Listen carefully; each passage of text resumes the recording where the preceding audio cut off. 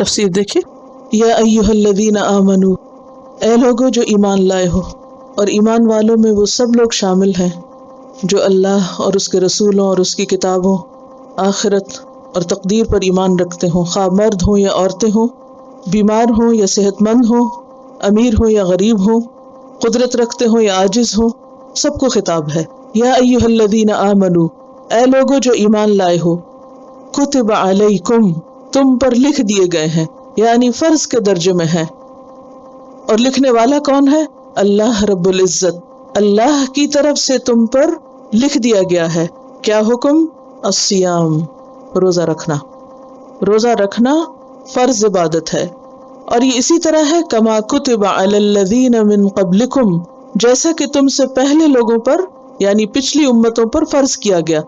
یہود و نصارہ پر بھی روزہ فرض تھا، اور اس سے پہلے بھی جو امتیں گزری، قوم نوح، عاد، سمود، ان سب کے اوپر روزہ رکھنا فرض تھا۔ گویا یہ ایک ایسی عبادت ہے جو ہر دور میں فرض رہی ہے۔ کما کتب علی الذین من قبلکم، کیوں فرض کیا گیا؟ لعلکم تتقون، تاکہ تم تقوی والے بن جاؤ، تاکہ تمہارے اندر تقوی پیدا ہو۔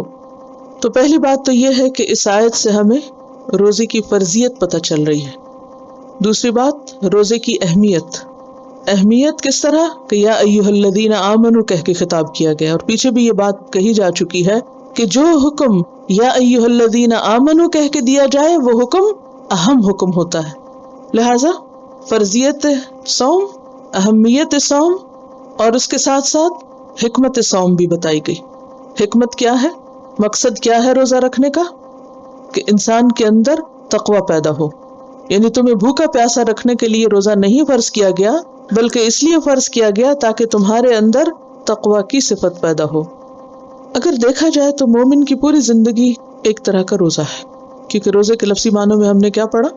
رکنا۔ الصوم الامساک، رک جانا۔ کس چیز سے رکنا؟ جس چیز سے اللہ نے روکا۔ اور کیا کرنا؟ جو اللہ نے کہہ دیا کہ کرو۔ اسی کا نام عبادت ہے، اور ہم اسی لیے پیدا کیے گئے ہیں کہ ہم اللہ کے حکم کے مطابق اس زندگی کو گزاریں۔ اس کی شکلیں مختلف ہیں، کبھی تو نماز کا حکم دیا جاتا ہے، کبھی روزے کا، کبھی مال خرچ کرنے کا، اور کبھی کچھ اور احکامات جو پیچھے آپ نے پڑھے۔ تو ہماری ساری زندگی ایک طرح سے روزے کی مثال ہے کہ ہم وہ کریں جو اللہ ہم سے چاہتا ہے، اور وہ چھوڑ دیں جو اللہ ہم سے چھڑانا چاہتا ہے۔ لیکن خاص طور پر ایک پورا مہینہ اس کورس کرانے کا مقصد کیا ہوتا ہے؟ کہ انسانوں کی ٹریننگ ہو جائے، تربیت ہو جائے، اور ان کے اندر ایک صبر اور برداشت کی قوت پیدا ہو۔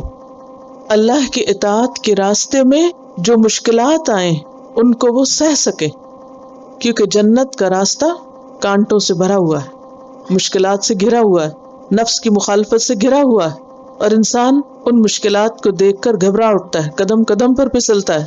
اس کے لیے ضروری ہے کہ اس کے اندر ایک طاقت ہو، ایک قوت ہو، اور وہ ان مشکلات کو سہ سکے۔ اس کے لیے روزے فرض کیے گئے، فرض کے درجے میں رکھے گئے، تاکہ انسان کے نفس کی تربیت ہو سکے۔ اور اس میں آپ دیکھیے کہ خصوصی طور پر روزے میں کن چیزوں کو چھوڑنے کا حکم دیا جاتا ہے، کس چیز سے رکا جاتا ہے؟ دو بڑی چیزوں سے، ایک ہے کھانا پینا اور دوسرے ہے جنسی تعلق۔ یہ دو چیزیں انسان کی شدید ترین شہوات میں سے ہیں، انسان کی ویکنیسز میں سے ہیں، اور انسان کی بنیادی ضروریات میں سے ہیں۔ اب روزہ نام ہے اس چیز کا کہ ایک مخصوص وقت میں طلوع فجر سے لے کے غروب آفتاب تک تم ان دونوں چیزوں سے بچو، کیونکہ میں نے لفظ کی وضاحت میں بتایا تھا نا کہ خصوصاً ان چیزوں سے بچنا جن کی طرف انسان کو کشش ہوتی ہے، رغبت ہوتی ہے۔ یہ دو چیزیں جو ہیں، یعنی کھانا پینا، اس کی طرف بھی انسان کی ایک رغبت ہوتی ہے، کشش ہوتی ہے۔ اسی طرح جنسی تعلق ہے، وہ بھی انسان کی کمزوریوں میں سے ہے، اور اس کی طرف بھی انسان کے نفس کی کشش ہوتی۔ تو ان دو چیزوں سے روکا گیا۔ اگر کوئی شخص اپنی ان دو قوتوں پر کنٹرول کر سکتا ہے، قابو پا سکتا ہے، ان کو ڈسپلن کر سکتا ہے، تو زندگی میں بہت سے مفید کام کر سکتا ہے۔ اور جس شخص کی زندگی میں ان دو چیزوں کے لیے کوئی ڈسپلن نہیں، تو پھر وہ اس کے لیے باقی چیزوں میں بھی ڈسپلن قائم کرنا مشکل ہوتا ہے۔ پیچھے ہمیں بتایا گیا کہ حلال اور پاکیزہ کھاؤ، اور یہاں یہ کہ خواہ حلال اور پاکیزہ ہو لیکن ایک مخصوص وقت میں وہ بھی کھانا چھوڑ دو، وہ بھی نہیں کھا سکتے۔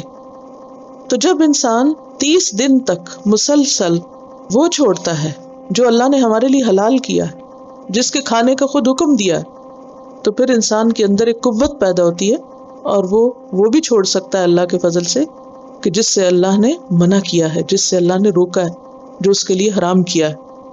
اور پھر یہاں پر یہ جو بات کہی گئی نا کہ مقصود اس سے یہ ہے کہ تمہارے اندر تقویٰ پیدا ہو۔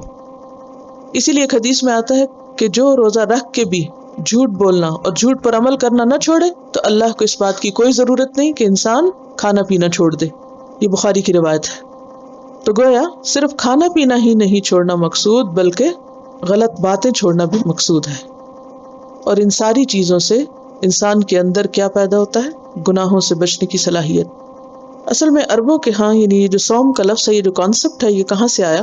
ان کے ہاں گھوڑوں کو جنگ میں استعمال کرنے کے لیے سدھایا کرتے تھے، اور گھوڑے کو سدھانے کا طریقہ کیا ہے کہ وہ انہیں لمبے وقفوں کے لیے بھوکا پیاسا رکھتے اور خوب دوڑاتے، اور اس طریقے سے ان کے اندر ایک سٹیمنا بلڈ ہوتا، یعنی انہیں نہ کھانے کو دیتے نہ پینے کو دیتے، اور اس کے اوپر مزید ایکسرسائز بھی تھا۔ تو بہت ٹف کام، لیکن اس طرح گھوڑوں کی تربیت ہو جاتی۔ کس وقت کے لیے؟ برے وقت کے لیے، کہ جب آئندہ جنگ کے وقت میں انہیں نہ کھانا ملے نہ پانی ملے اور خوب مشقت کرنی پڑے تو وہ کرنے کے قابل ہوں۔